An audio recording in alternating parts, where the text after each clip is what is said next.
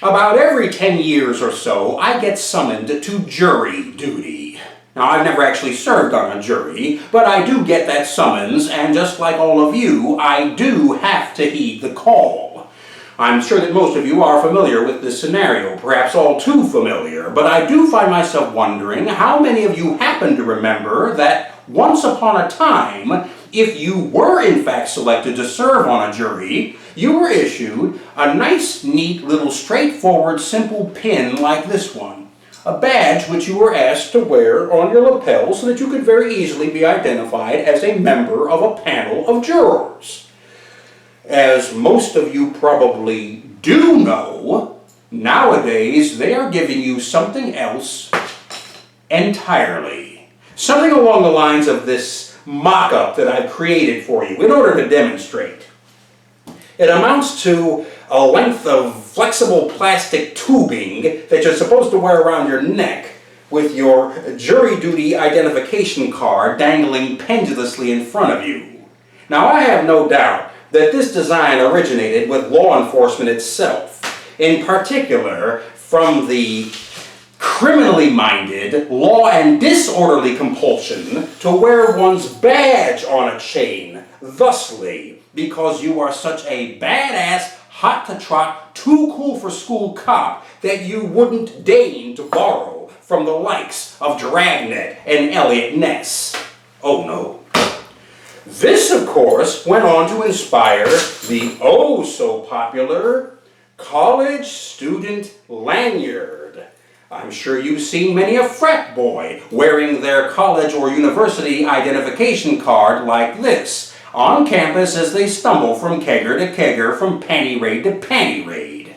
This in turn inspired the even more celebrated contemporary bus pass. Now you see these every day in abundance by the hundreds, but you never see them so prominently displayed as on the person of that unmistakable, goody-goody gold star professional public transportation rider.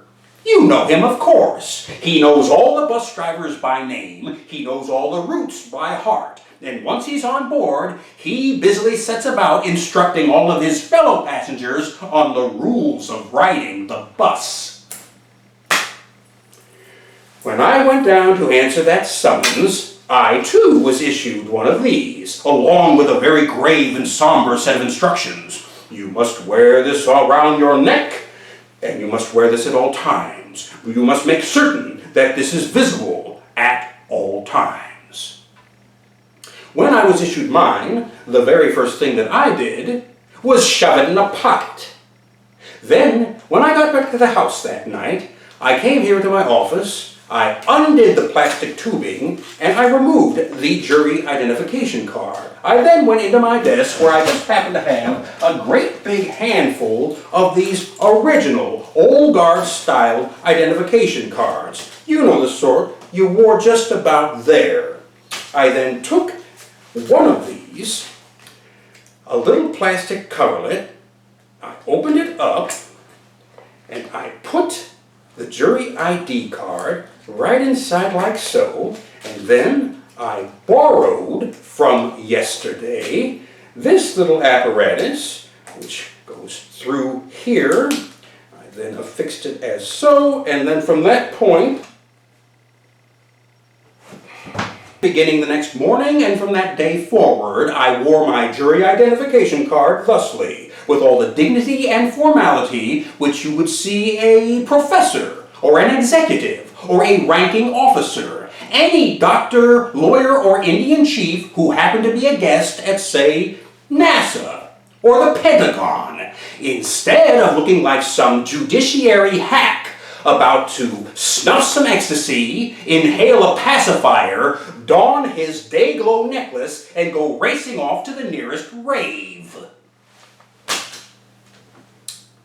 The last day of my jury duty, ironically, I happened to be in the jury room, which is a great big room full of wannabe, would-be potential jurors, where you just sit and wait.